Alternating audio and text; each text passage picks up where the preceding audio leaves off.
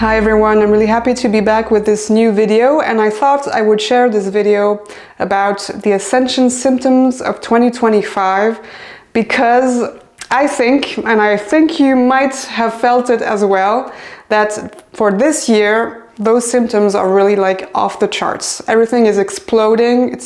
We are really bombarded with very powerful energy this year. So I wanted to share a couple of symptoms that we might feel right now, or that we felt or will feel. I will start by talking about negative symptoms of Ascension, and then I will also talk about the positive ones, because yes, there are also positive symptoms of Ascension. And you will see that the process of going through negative symptoms often is because we are being prepared to access the positive ones. So let's start off with the negative ones. Firstly, the thing that we might be feeling right now, or we felt or might be feeling in the future, the near future, is really feelings of deep sadness. Sometimes kind of feeling depressed. So it might be like a real depression as well. And why are we going through that? Well, it can be two things, or it can also be both at the same time, and very often it is both at the same time actually. So the first thing is we might be going through some clearing, transmutation and healing of family emotional baggage. A lot of things that our family members have carried on for generations and generations and haven't had the, let's say, the strength or the ability to heal. And so we as light workers, we are going through these emotions and we are able to transmute and heal them. And yes, it can feel very dense, it can feel very heavy sometimes, and it's certainly not easy at all. Sometimes it's quite painful to go through these emotions, but it's really about healing the family lineage. It's really about transmuting that family baggage so we can like liberate it, and we do it for ourselves, for our lineage, but also for the collective. So that's one thing. The second thing is that when we are going through deep sadness or depression, we are actually experiencing a death of the ego. So as we know, we have an ego and we have different parts of our ego, and when we feel depressed and we feel very sad and very low, it is a sign that some parts of that ego is, literally dying. And as I said, it can often be both things at the same time, since when the parts of the ego are dying, what does it mean? It means that all the things that we are identified to, that very often come from our family, are dying, are dissolving, and that's why we're going through that. So also, it's really interesting to see the word depression, because depression, what does it mean? It means taking off the pressure, okay? And currently we can really feel with this powerful energy and this high, very high energy entering the planet with this Schumann resonance that is also off the charts, that we are under pressure. We are in this kind of, this big collective pressure right now. And of course, it's very difficult sometimes to hold that pressure. So we need to decompress. We need to depress to go to that decompression of that pressure. So that's also the process that we are going through. And I would like to talk about also the different stages that the ego goes through when we experience ego death. So the first stage very often is agitation, irritation, and sometimes also anger. So mainly it's mental agitation. We can really feel that our thoughts are very chaotic. The voice of the mind is extremely loud, and especially this year, maybe you've felt it too, but it's almost like sometimes you feel that you're going through completely crazy, because the voices of that mind are so strong and so dominant in a way. if you're experiencing that, know that this is completely normal. You're not going crazy. It's just that the mind is also adapting to the changes of energies, and it's one of the pre-stages of what we call an ego death. Then there is the second stage. What we might feel is simply boredom. Like you don't feel anything anymore, or you feel like really jaded. What you used to like, you don't like anymore, or yeah, you're not interested in life anymore. So this kind of feeling of overall boredom. And then the final stage is actually when we dive deep and we're going through that very deep sadness or depression. And that stage is when, you know, literally the parts of the false identity is dying. So it's really important to allow ourselves to go through those stages, especially the last one, because what I'm going to share with you is really a very important key, and when I realized that for myself, it was like a game changer for me.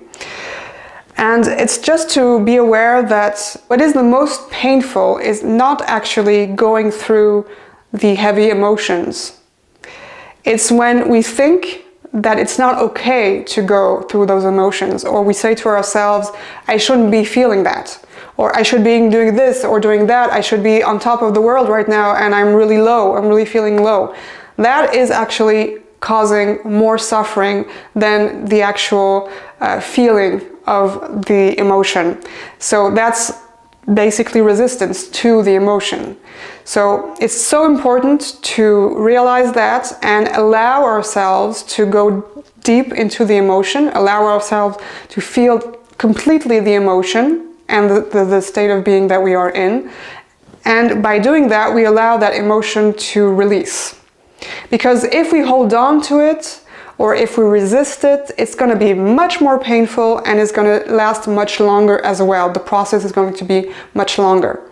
When we allow to dive into it fully and allow ourselves to release it, then it can be a bit more, like, let's say, smoother in a way. And of course, with these states comes also feelings of anxiety and a lot of stress.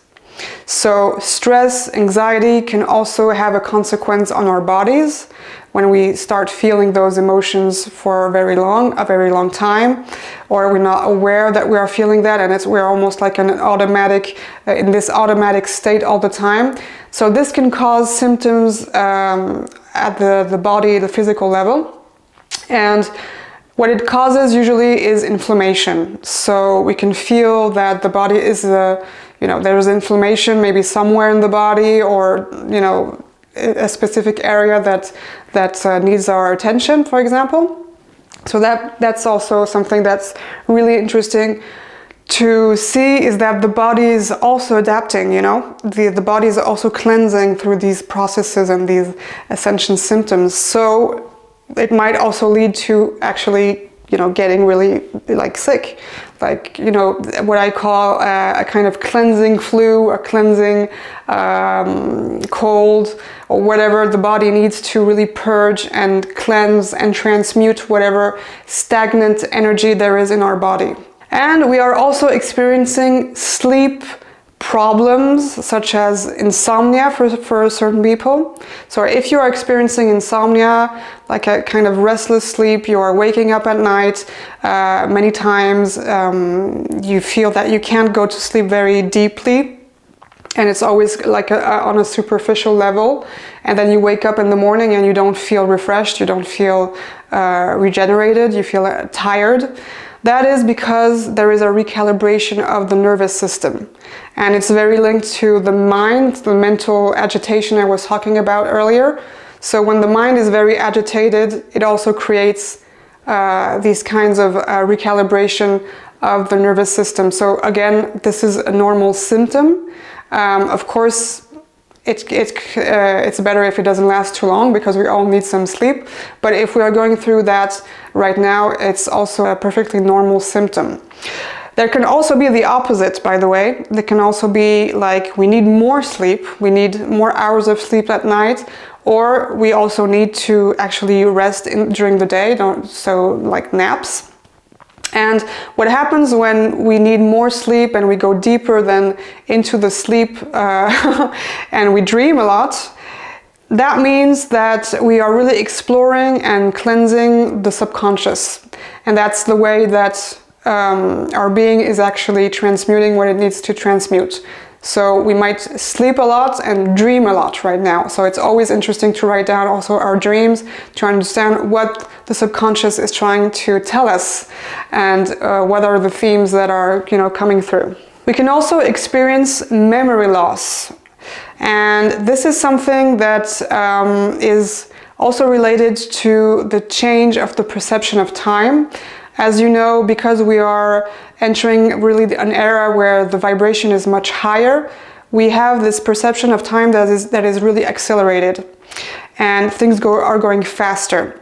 So sometimes when we talk, we might forget our words, for example. We might search for our words, or we can also have no short-term memory anymore.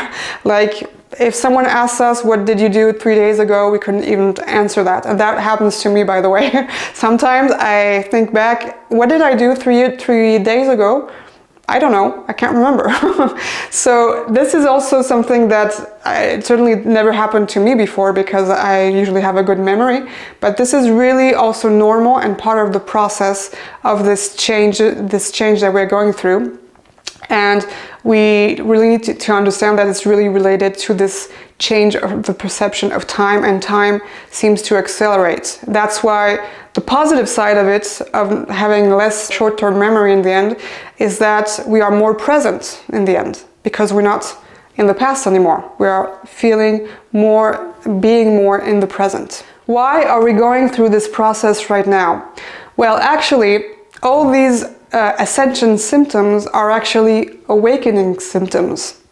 And what is truly happening is that we are saying goodbye to the old self. So we are going through this process of transmutation and transformation that can be quite painful sometimes, yes, especially this year. There are a lot of challenges, there are a lot of intense really energies going on, and it can really feel almost like it can feel painful and almost like a tearing of something, like a shattering. And what I would say is that it is the tearing of the veil of illusion that is tearing apart. The veil of illusion is tearing apart. And behind that, we have our true essence. So in order to rejoin, to reconnect with our true essence, we need to say goodbye to the false identity, which is the illusion.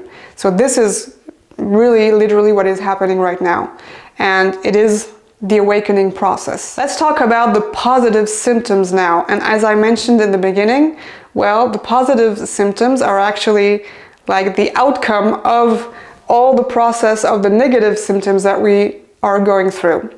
So first of all, of course, there is this awakening of consciousness. Through this awakening of consciousness, then there is identification from the illusion, and from what we call the illusion with a big I, and Maya in general. So we are more detached from the illusion of the world, and we are more centered in our true being. We are more in this awareness of our true being, and less let's say in the set of the movie, but more like watching the movie. So that's the first thing, that's the awakening, the spiritual awakening. Then there is also something really interesting happening this year. It's really, and a lot of people are feeling that, so maybe you are too. It's really feeling that our intuition is heightened. We become more and more intuitive. Maybe, we can feel things happening just before they happen. For example, we think about a person and that person calls us right away. Or we see a car passing by, and that 5 seconds later there is this car passing by. So having these quick intuitions, so that's happening more and more. And of course, maybe the opening of all the extrasensory abilities. And that means really being more open and more receptive to the subtle realms. the subtle energies, feeling that we are made of energy, that the entire universe is energy, and being connected to all these subtle realms, such as the astral world, for example. And with that comes sometimes also the opening of clairvoyance, clairaudience, clairsentience, claircognizance, all these things that really might be opening for us right now. And with that comes also the perception, or maybe we feel more the presence of light beings, such as our guides, our angels, ascended masters, archangels, nature spirits when we are in nature. So we feel their presence, maybe we see them, maybe we perceive them, and maybe we can even communicate with them. We can really telepathically communicate with them.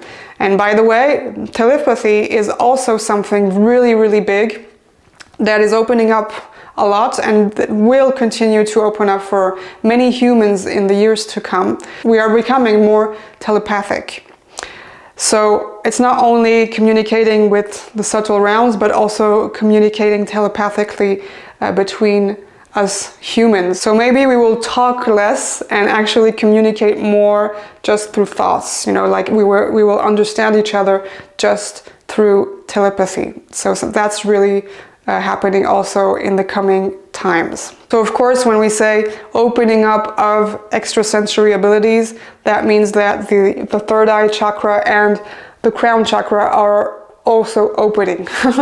And this is really a symptom a positive symptom that many light workers are going to experience starting this year.